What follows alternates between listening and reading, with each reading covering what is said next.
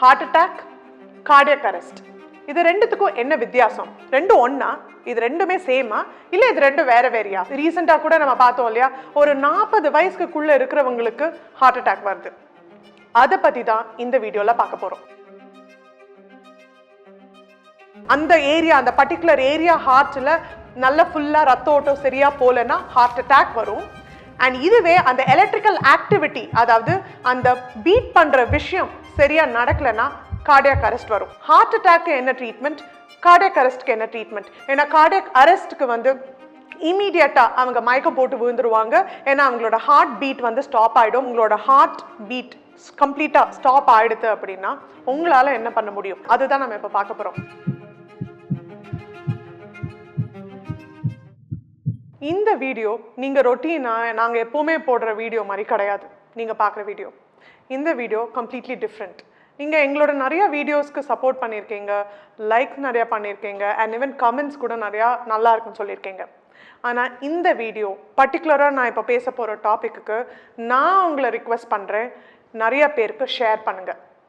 அப்படி என்ன தான் இந்த வீடியோவில் நான் பேச போகிறேன் அப்படின்னு நீங்கள் தெரிஞ்சுக்கணுன்னு ஆசைப்பட்டீங்கன்னா, இந்த வீடியோ நம்ம எல்லாருக்கும் தெரிஞ்சது இந்த லாஸ்ட் 1.5 இயர்ஸாக கண்ணில் ஓப்பனாக நம்மளுக்கு தெரிஞ்சதுன்றது ஒரு பேண்டமிக் நம்மளை ஆட்டி படைச்சது COVID-19. ஆனால் அதுக்கு almost as severe as that ஒரு சைலண்ட் பேண்டமிக்னு நாங்கள் சொல்லுவோம், ஹார்ட் அட்டாக். ரீசெண்டாக கூட நம்ம பார்த்தோம் இல்லையா, ஒரு 40 வயசுக்குள்ளே இருக்கிறவங்களுக்கு ஹார்ட் அட்டாக் வருது. அதை பற்றி தான் இந்த வீடியோவில் பார்க்க போகிறோம். நம்ம உடம்புல நிறைய ரத்த குழா போயிட்டு இருக்கு. அந்த ரத்த குழாலேயே 3 விதம் இருக்கு. ஒன்று ஆர்டரி அப்படின்னு சொல்லுவோம், ரெண்டாவது வெயின், அண்ட் மூணாவது கேபிலரிஸ். அதாவது இந்த ஆர்டரியும் வெயின்ஸையும் 2 ரத்த குழாவையும் நம்மளுக்கு வந்து சின்ன சின்ன பிளட் வெசல்ஸ் கனெக்ட் பண்ணுறது உண்டு. ஸோ இதெல்லாம் ஏன் நம்ம இந்த வீடியோ பார்க்க போகிறோம்? அப்படி என்னதான் இந்த வீடியோவில் இம்பார்ட்டண்ட்டாக இருக்கு? நம்ம என்னதான் இந்த 1.5 வருஷம் 2 வருஷம் இல்லை இவ்வளோ தூரம் இந்த ஒர்க் ஃப்ரம் ஹோம் அண்ட் இந்த ஒரு ஃபிசிக்கல் ஆக்டிவிட்டியே இல்லாத இவ்வளோ வருஷத்தில் என்ன ஆயிருக்கு? நம்ம ஃபர்ஸ்ட் பார்க்க போனோம்னா ஜங்க் ஃபுட். உட்காந்த இடத்துலேருந்தே வேலை செய்கிறோம். ஸோ அதனால நிறைய அன்ஹெல்தி ஜங்க் ஃபுட் நம்ம சாப்பிட ஆரம்பிச்சிருக்கோம். 1, 2 ஸ்மோக்கிங், 3 ஆல்கஹால், அண்ட் 4 ஸ்ட்ரெஸ். நம்ம கண்ணுக்கு தெரியாத ஒரு எதிரி தான் ஸ்ட்ரெஸ்.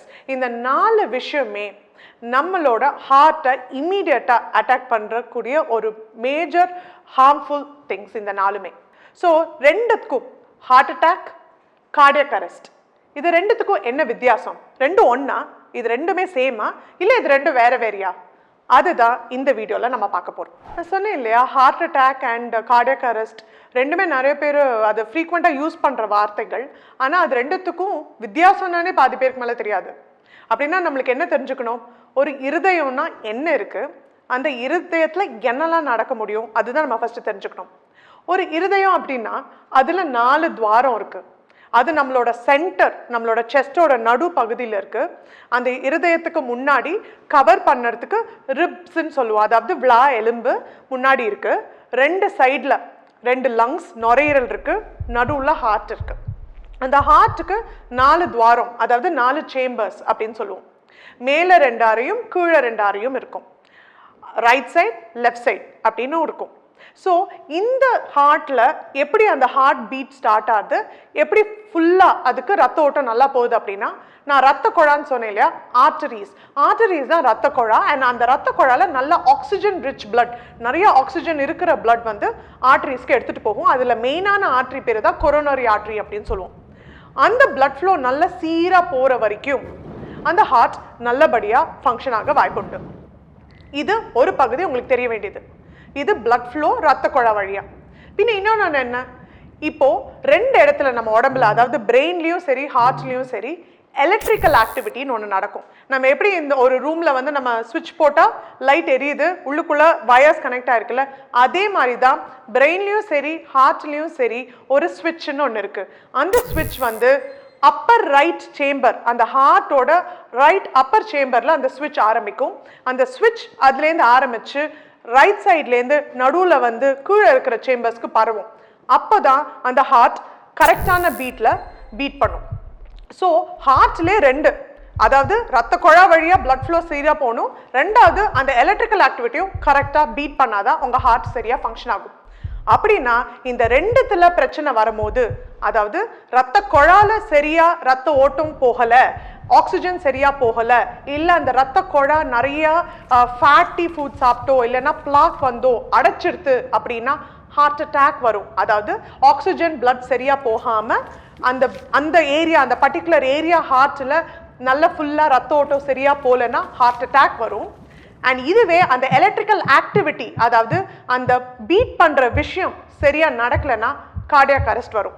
ஸோ இதுதான் basic difference between heart attack and cardiac arrest. வேற என்ன டிஃபரன்ஸ்? ஹார்ட் அட்டாக்னா மோஸ்ட் ஆஃப் த டைம் ஒரு டல் ஏக்கிங் பெயின் இருக்கலாம், இல்லை ரொம்ப சோர்வா இருக்கும், ரொம்ப அடிக்கடி வேர்த்து விட்டுடும், ரொம்ப சிவியர் டயர்ட்னஸ் அண்ட் யூஸ்வலாக வந்து மேல் தலை முகம் இதெல்லாம் சீக்கிரம் வேர்த்து விட்டுடும், கொஞ்சம் தலை வலிக்கிற மாதிரி லேசாக தலைவலி இருக்கிற மாதிரி இருக்கும், கொஞ்சம் மயக்கம் வர மாதிரி இருக்கலாம். அண்ட் ஹார்ட்டில் ஒரு ஸ்டாபிங் பெயின். நிறைய பேர் பேஷண்ட்ஸ்லாம் எமர்ஜென்சி யூனிட்டுக்கு நான் இன்னும் ஞாபகம் இருக்கு, மெடிசன் நம்ம இன்டர்ன்ஷிப் பண்ணும்போது எமர்ஜென்சி வார்டுக்கு வரும்போது டாக்டர் ஒரு பெரிய யானையோ என்னமோ பெருசாக நம்மளை ப்ரெஷர் பண்ணுற மாதிரி இருக்கு நெஞ்சில் அப்படின்னு சொல்லுவாங்க. அந்த ப்ரெஷர் ரொம்ப ஹெவியா இருக்கு and towards the left shoulder radiate ஆகுது அந்த பெயின். அண்ட் பிளஸ் வாமிட்டிங், ஒரு வயிறு வாமிட் வர மாதிரி இருக்கு. அண்ட் உங்களே அறியாம சம்டைம்ஸ் யூரினேஷன். ஸோ இது எல்லாமே ஒரு very typical symptoms of heart attack. அதாவது ரத்த ஓட்டம் சீரா அந்த ரத்த குழால போல ஹார்ட் அட்டாக். அப்படின்னா இது வந்து ஒரு ஸ்லோ ப்ராசஸாக கூட இருக்கலாம், நீங்க ஃப்ரீக்வெண்டாக ஃபீல் பண்ணியிருக்கலாம், நீங்க ரியலைஸ் கூட பண்ணியிருக்க மாட்டீங்க. ஆனா இதோட ரைட் ஆப்போசிட் வந்து கார்டியாக் அரெஸ்ட். ஏன்னா ஹார்ட் அட்டாக்ல ஹார்ட் பீட் வந்து ஸ்டாப் ஆகாது, ஹார்ட் பீட் ஆயிட்டு தான் இருக்கும். ஆனா அந்த பர்டிகுலர் ஏரியாவுக்கு அந்த ரத்த குழானால உங்களுக்கு சீரா அந்த பிளட் அனுப்ப முடியாம போகும். ஆனா கார்டியாக் அரெஸ்ட்ன்றது உங்களோட ஹார்ட்டோட பீட்டிங்கே கம்ப்ளீட்டா ஸ்டாப் ஆயிடும். அப்படி ஸ்டாப் ஆகுதுன்னா என்ன பண்ணணும், எப்படி ட்ரீட்மெண்ட் பண்ணணும்? ஹார்ட் அட்டாக்கு என்ன ட்ரீட்மெண்ட், கார்டியாக் அரெஸ்ட்க்கு என்ன ட்ரீட்மெண்ட்? ஏன்னா கார்டியாக் அரெஸ்ட்க்கு வந்து இமீடியட்டா அவங்க மயக்கம் போட்டு விழுந்துருவாங்க, ஏன்னா அவங்களோட ஹார்ட் பீட் வந்து ஸ்டாப் ஆயிடும். அண்ட் இமீடியட்டா அதுக்கு ட்ரீட்மெண்ட் பண்ணா ரிவைவ் பண்ற சான்சஸ் அதிகம்.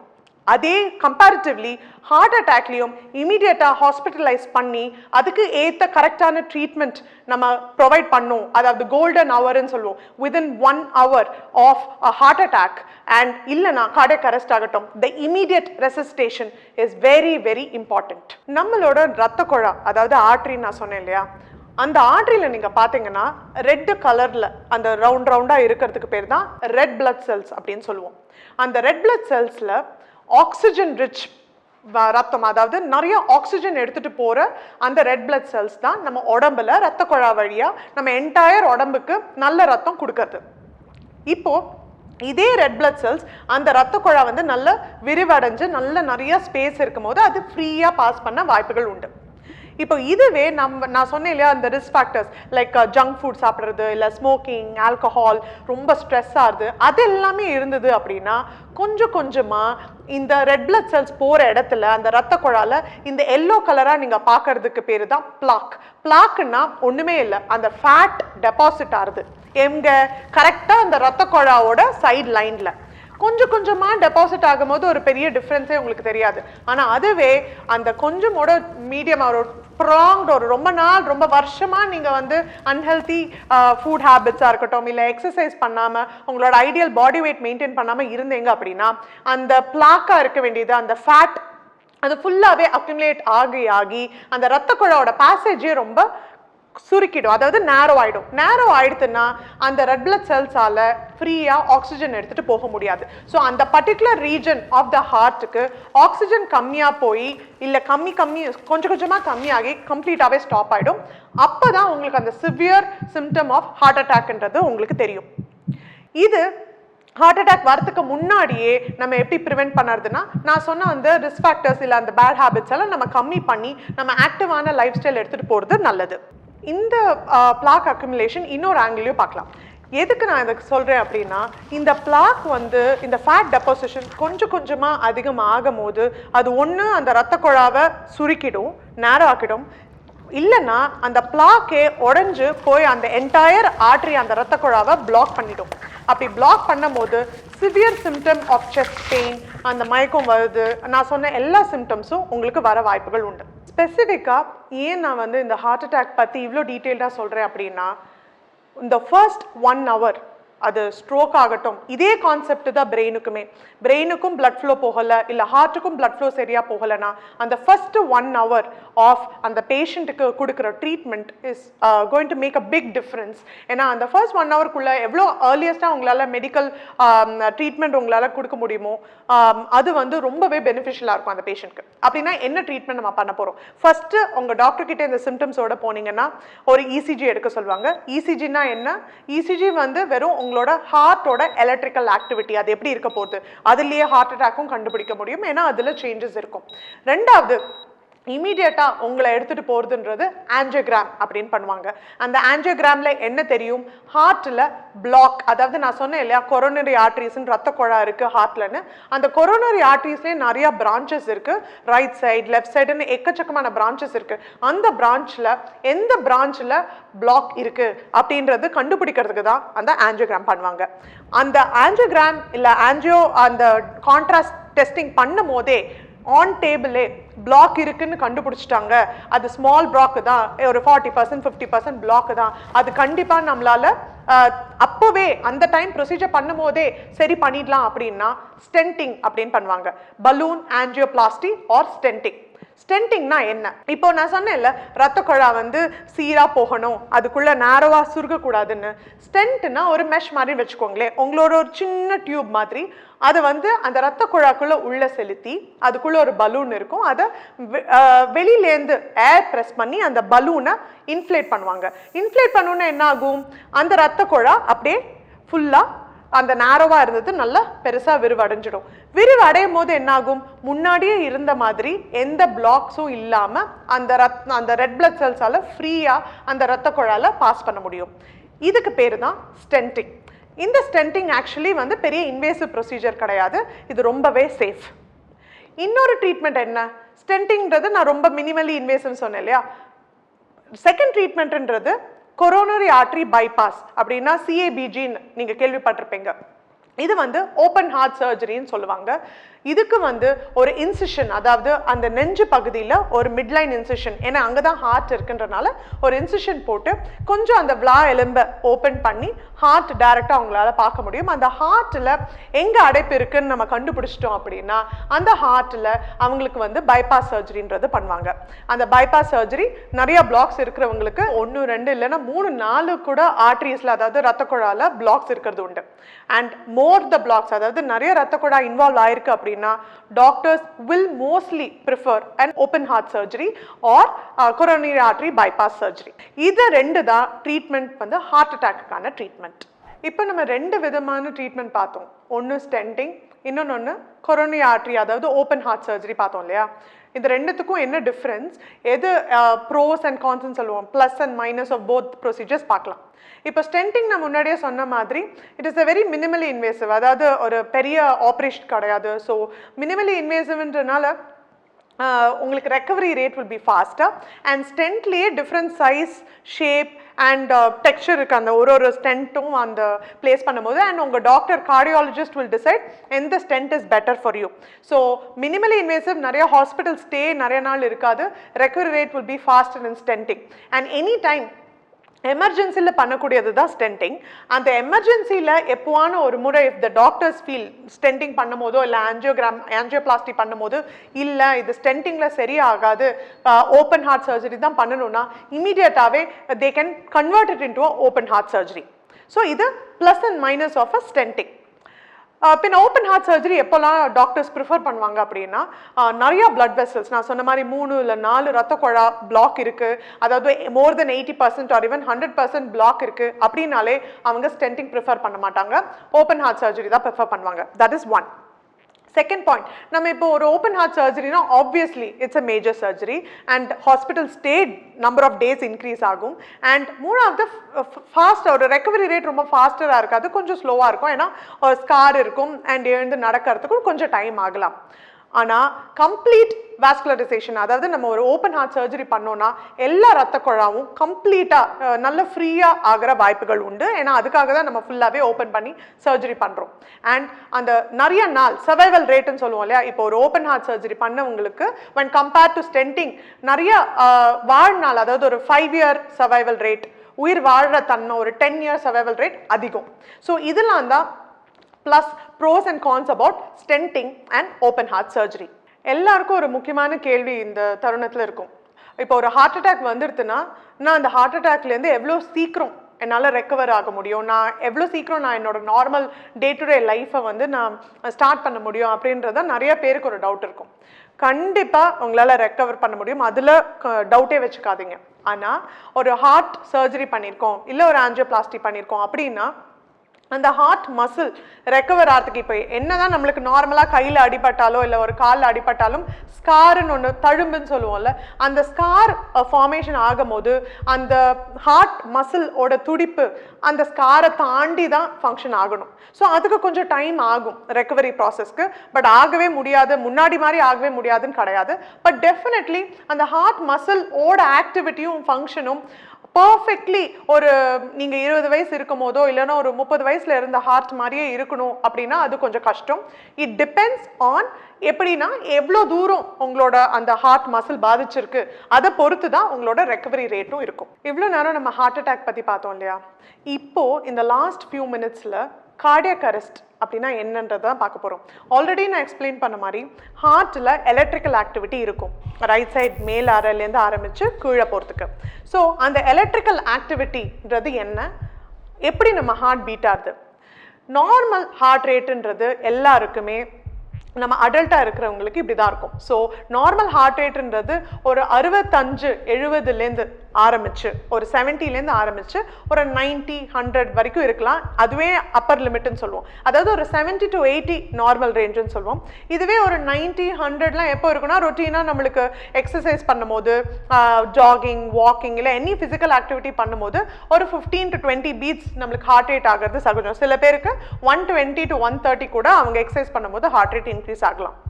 இதுவே ஹார்ட் ரேட் ஜாஸ்தி ஆனாலும் ப்ராப்ளம், கம்மியாக இருந்தாலும் ப்ராப்ளம். ஹார்ட் ரேட் ரொம்ப ஜாஸ்தி ஆகும் போது அதுக்கு பேர் டாக்கிகார்டியா அப்படின்னு சொல்லுவோம், ரொம்ப ஃபாஸ்ட்டாக ஹார்ட் பீட் ஆச்சுன்னா. இதுவே ஹார்ட் ரேட் ரொம்ப கம்மியாக ஆறுது, லெஸ் தென் 60, 50, 40 அப்படி போகிறது அப்படின்னா அதுக்கு பேர் தான் பிராடிகார்டியான்னு சொல்லுவோம். இதுலேயே டாக்கிகார்டியாலேயே அன்கண்ட்ரோல்டாக ஹார்ட் ரேட் ரொம்ப அதிகமாக, அதுக்கு ஒரு பேட்டர்னே இருக்காது. நார்மல் ஹார்ட் ரேட்ன்றது லப்டப்னு நம்ம ஸ்டெத்தில் கூட கேட்க முடியும். அந்த ஃபிப்ரிலேஷன் சொல்கிறது வந்து எக்ஸசிவ்லி மோர், ஹார்ட் ரேட்டே ரொம்ப அதிகமாக போகிறது, கவுண்டே பண்ண முடியாத அளவுக்கு போகும்போது தான் ஃபிப்ரிலேஷன் அப்படின்னு சொல்லுவோம். இதுலேயே ஃபிப்ரிலேஷன்லேயே 2 விதம் இருக்குது, ஏட்ரியல் ஃபிப்ரிலேஷன், வென்ட்ரிகுலர் ஃபிப்ரிலேஷன். அந்த ஏட்ரியான்றது மேல் 2 அறை ஆஃப் த ஹார்ட்டுக்கு பேர் ஏட்ரியா அண்ட் கீழே 2 அறைன்றதுக்கு பேர் தான் வென்ட்ரிகல்ஸ். ஸோ அந்த ரெண்டுத்துலையுமே கோஆர்டினேஷன் இல்லாமல் ரொம்பவே ஒரு எராட்டிக்காக ஒரு பேட்டர்னே இல்லாமல் ஒரு ஹார்ட் கான்ஸ்டண்ட்டாக ரொம்ப ஹை ஸ்பீடில் பீட் ஆகிட்டுருக்குன்னா அதுக்கு பேர் தான் வென்ட்ரிகுலர் ஃபிப்ரிலேஷன் சொல்லுவோம். இருக்கிறதுலே ரொம்ப டேஞ்சரஸ்ன்றது இந்த வென்ட்ரிகுலர் ஃபிப்ரிலேஷன் தான். ஸோ இப்போ நம்ம ஹார்ட் அட்டாக்குக்கு டிஃப்ரெண்ட் ட்ரீட்மெண்ட் சொன்னோம்ல, ஸ்டென்டிங் அண்ட் பைபாஸ் சர்ஜரின்னு, அதே மாதிரி கார்டியக் அரெஸ்ட், அதாவது உங்களோட ஹார்ட் பீட் கம்ப்ளீட்டாக ஸ்டாப் ஆகிடுது அப்படின்னா உங்களால் என்ன பண்ண முடியும், அதுதான் நம்ம இப்போ பார்க்க போகிறோம். அதோட ஃபர்ஸ்ட் எய்ட் அப்படின்னு சொன்னோன்னா இது நிறைய பேருக்கு தெரிஞ்சிருக்கிறது உண்டு, சிபிஆர் அப்படின்னு சொல்லுவோம். அந்த சிபிஆர்னா என்ன, கார்டியோ பல்மினரி ரெசசிட்டேஷன். கார்டியோனா ஹார்ட்டு, பல்மினரினா லங்ஸ், ரெசசிட்டேஷன்னா அதுக்குரிய அந்த ஃபங்க்ஷனுக்கான தன்மையை நீங்கள் வெளியிலேருந்து அழிக்கிறீங்க, ஏன்னா அந்த ஹார்ட் வந்து பீட் பண்ண ஸ்டாப் ஆகிடுது. ஸோ இதுக்கு பேர் தான் சிபிஆர். சிபிஆர்ன்றது ஒரு ட்ரெயின்ட் பர்சன், இது ட்ரைனிங் ஆக்சுவலாக ரொம்பவே சிம்பிள். ஆனால் நீங்கள் ட்ரைனிங் எடுத்துட்டீங்கன்னா it could be life saving for someone at a time of emergency, ஆம்புலன்ஸோ இல்லைனா பேராமெடிக் யாரும் வரதுக்கு முன்னாடி. ஸோ இந்த சிபிஆரில் யூஸ்வலாக என்ன பண்ணுவோம், ஒரு பர்சனுக்கு யாருக்கான ஒரு மேலோ இல்லைனா ஃபீமேலோ யாராக இருந்தாலும் ஒரு ஹார்ட் பீட் ஸ்டாப் ஆகிடுத்து, அவங்க ஃப்ளாட்டாக படுத்துட்டு இருக்காங்கன்னா ஃபஸ்ட்டு அந்த ஏரியாவை ஃபஸ்ட்டு கிளியர் பண்ணி விடுங்க. அப்போ என்ன பண்ணணும்னா அவங்களோட செஸ்ட், அதாவது மார்பு பகுதியை அவங்க ட்ரெஸ் ஓப்பன் பண்ணிவிட்டு இல்லைனாலும் ஒரு தின் ட்ரெஸ் போட்டாலும் பிரச்சனை இல்லை. அண்ட் உங்களோட left hand and the right hand ரெண்டுமே இப்படி ஃபோல்ட் ஆயிருக்கணும். இந்த வீடியோவில் இப்போ காமிக்கிற மாதிரியே நீங்கள் வந்து உங்கள் பாம் இதை ரொம்ப டைட்டாக ஃபிஸ்ட் நீங்கள் ரெண்டும் ஹோல்ட் பண்ணி உங்களோட செஸ்ட், அதாவது அந்த மார்பக பகுதியில் நடுவில் இந்த உங்களோட ஃபிஸ்ட் வந்து படணும். நீங்கள் உங்களோட எல்போ பெண்ட் ஆகக்கூடாது. நீங்கள் கம்ஃபர்டபுளாக ஃபர்ஸ்ட்டு நீங்கள் கம்ஃபர்டபுளாக உட்காந்துக்கணும். அண்ட் ரெண்டாவது நம்பர் ஆஃப் கம்ப்ரெஷன்ஸ் ஒன்று இருக்கு இல்லையா, அது வந்து அமெரிக்கன் ஹார்ட் அசோசியேஷன் தரப்புல வித்தின் 1 minute, அதாவது 60 செகண்ட்ஸ்க்குள்ள 100 கம்ப்ரெஷன்ஸ் சொல்லுவோம். அதுவே நம்ம ஸ்பிளிட் பண்ணோம் அப்படின்னா 15 செகண்ட்ஸ், அதாவது 15 செகண்ட் வினாடிகளுக்குள்ள 25 கம்ப்ரெஷன் இப்படி பிடிச்சி நம்ம அந்த ஹார்ட்டை வந்து 25 times within 15 seconds பண்ணணும். எவ்ரி 15 seconds நீங்கள் அந்த 25 கம்ப்ரெஷன்ஸ் பண்ணதுக்கு அப்புறம் இந்த வீடியோவில் காமிக்கிற மாதிரியே இந்த நபருக்கு வந்து நீங்கள் மவுத் டு மவுத் ப்ரீதிங் கொடுக்கலாம். அதாவது நீங்கள் சுவாசம் உங்ககிட்டேருந்து நீங்கள் கொடுக்கும் போது இந்த வீடியோவில் பார்க்குற மாதிரியே நீங்கள் கம்ப்ரெஸ் பண்ணி, அதாவது ஹார்ட்டை நீங்கள் திருப்பியும் ஆக்டிவேட் பண்ணுறீங்க. And mouth to mouth breathing பண்ணும்போது அந்த பிளட் ஃப்ளோ தானா போய் அண்ட் நுரையீரல், அதாவது நீங்க இங்க பாக்குற மாதிரி அந்த செஸ்ட் வந்து மேலேயும் கீழேயும் வருது இல்லையா, அப்படின்னா அந்த ஹார்ட் பீட் ஆகி பிளட் ஃப்ளோவும் வருது. அட் த சேம் டைம் உங்க மூலியமா உங்க சுவாசம் வந்து அவங்களோட லங்ஸ்க்கு நுரையீரலுக்கு போய் அந்த லங்ஸும் ஆக்டிவேட் ஆகுது. This is the first initial treatment. எந்த நபரும் ஃப்ளாட்டா ஹார்ட் பீட் ஸ்டாப் ஆகி உங்களால பல்ஸ் ஃபீல் பண்ண முடியலன்னா பண்ற ஃபர்ஸ்ட் ட்ரீட்மெண்ட்ன்றது சிபிஆர். இதுவே குழந்தைங்களுக்கு இட்ஸ் டிஃப்ரெண்ட். குழந்தைங்களுக்கு செஸ்ட், அதாவது அந்த நெஞ்சு பகுதி வந்து ரொம்ப ஸ்மாலாக இருக்கும். அதனால நாங்கள் வந்து டூ ஃபிங்கர் டெக்னிக்னு சொல்லுவோம். அதே வந்து இப்படி பண்ணாமல் அந்த 2 ஃபிங்கரை வச்சு ப்ரெஸ் பண்ணுவோம். பட் ஆனால் இது எல்லாமே, இந்த ப்ராசஸ் எல்லாமே ஒரு பேசிக் ட்ரைனிங்க்கு அப்புறம் தான் நீங்கள் பண்ணணும். அந்த ட்ரைனிங் நீங்கள் எடுத்துக்கிறதும் ரொம்பவே முக்கியம். நிறைய இடத்துல அது அவைலபிளாக இருக்குது. அதை கண்டிப்பாக எடுத்துக்கோங்க. Any time that would be life saving for a person you might not know. இந்த small information about heart attack, cardiac arrest உங்க ஃப்ரெண்ட்ஸோட ஷேர் பண்ணுங்க. முக்கியமா I would request to all of you to remain healthy, and இது definitely avoidable. and நம்மளோட healthy lifestyle with good physical activity or a half an hour a day to spend time for yourself and working out or exercising in any form is okay. Try to avoid junk. கம்ப்ளீட்டா வந்து சாப்பிடாதீங்கன்னு நான் சொல்ல மாட்டேன். but once a week or once in 2 weeks is okay. but ரெகுலரா எடுத்துக்க வேண்டாம். and உங்க ஸ்ட்ரெஸ்ஸை முடிஞ்ச வரைக்கும் கம்மி பண்ணிக்கோங்க. definitely smoking and alcohol, absolute no for heart ailments. so I hope you will follow it. I'll be really happy if you would share it with your friends and family, and have a healthy lifestyle. See you all soon in another video.